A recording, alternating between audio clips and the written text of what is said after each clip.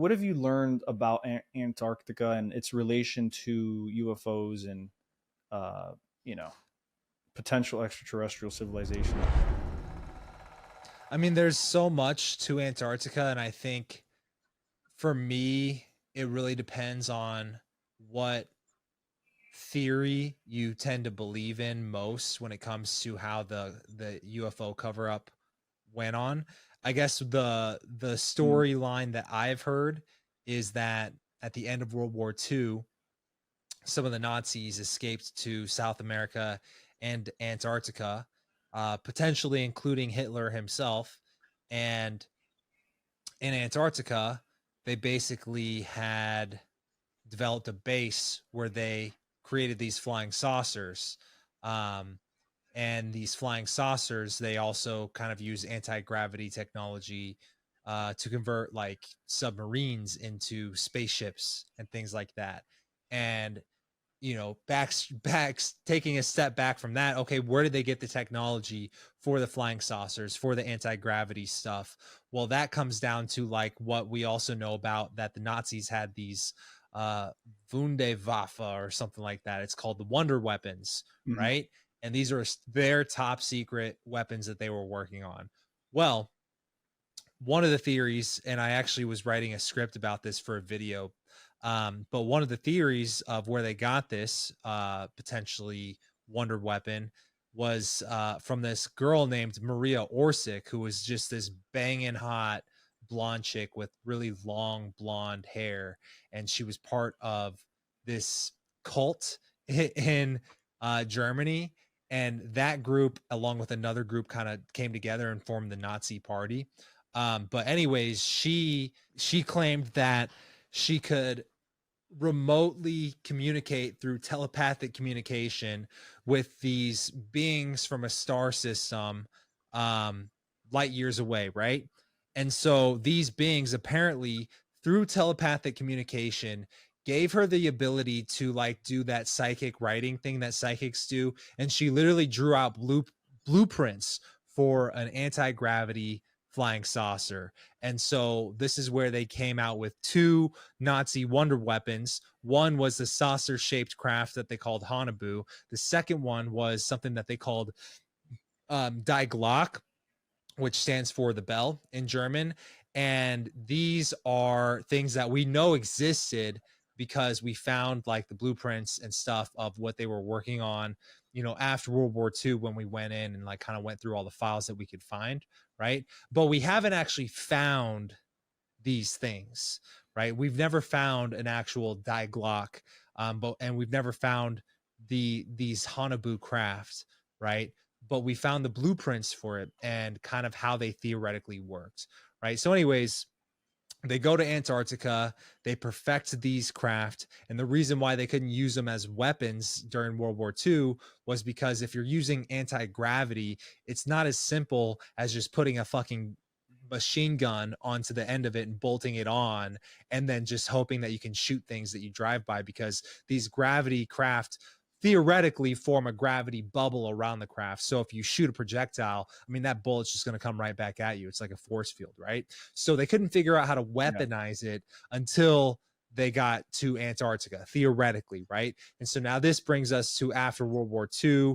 We send this huge thing called Operation Highjump down with Admiral Richard Byrd to Antarctica to potentially investigate. The official reason they went down there was to see if there was you know, if there was a path for Russia to go through the South Pole to invade America. But unofficially, it was down to go down and look for, escaped Nazis or whatever. And so apparently what happened was they went down with this huge fleet, all these soldiers, all these airplanes, all these carriers, right? And they came back completely depleted months before the mission was supposed to end, theoretically having been attacked by these ships that could fly from pole to pole with incredible speed when they got to Antarctica, that had like laser beams on them and they were just shooting things down and whatnot. So there's a lot of just theories and witness accounts and all these dots connecting through Operation High Jump, through Maria Orsic and all the blueprints that they got for the wonder weapons.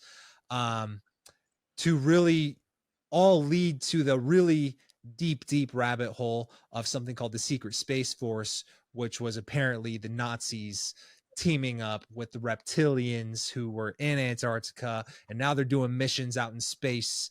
And this connects to Gary McKinnon, who hacked NASA and found out that we do have a secret space force, and he found the files of like names of non-terrestrial officers along with pictures of these craft in space. So there's a lot of things that kind of lead back to Antarctica and the Germans, and even Tom DeLonge, who has helped release a lot of these videos from the Pentagon through the To the Stars Academy. He was on Joe Rogan's podcast, and he verbatim said he thinks Roswell was a German craft. So I don't know, but then you also hear all these other people look into Roswell and say that it was definitely not German. Well, what about the occupants? Yeah. What about the occupants? I don't know. Yeah, I guess it just depends on who Yeah. you talk to on what answer you get there. You know what I'm saying? Right. Tom DeLonge has said a lot of crazy shit before. Yeah. Yeah. He seems to be on the side that, like, at least from what I'm observing, there's like two competing thoughts, right? On one side, you got the Stephen Greers who are like trying to act like, you know, these aliens are here to help us and we can contact them through meditation. And then on the other hand, you got like Tom DeLonge, Lou Elizondo, and that gang of guys, and they all think that this is a national defense you know, issue. Problem. You know, we need to militarize against these things and figure out if they're a threat in our airspace. So yeah, then you got to think like, what's the motive? You know, is there truth to that? Is that just their genuine experience of it?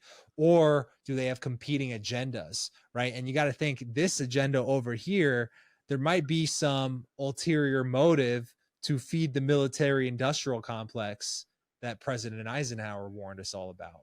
Right. And so it's hard to know who to trust. And then, you know, I've heard so many, I guess, negative things about people just shit talking Stephen Greer about just like the character that he has. I've never met the guy. I don't know him, but the people who I have met who claim to have met him say he's kind of a douchebag, you know, and not very trustworthy guy.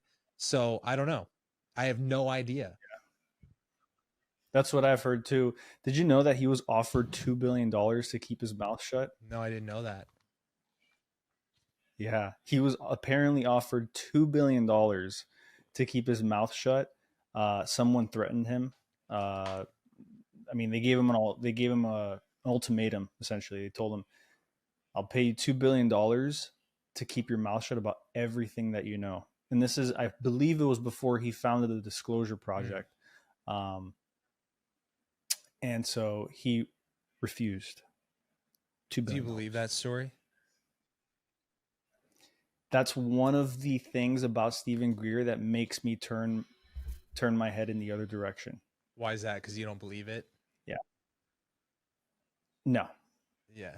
I don't. And if he could come up with a lie like that, I mean, like, it's like, dude, who are you fooling? Who's going to give him $2 billion? Where's that money going to come from? Who would say no to that?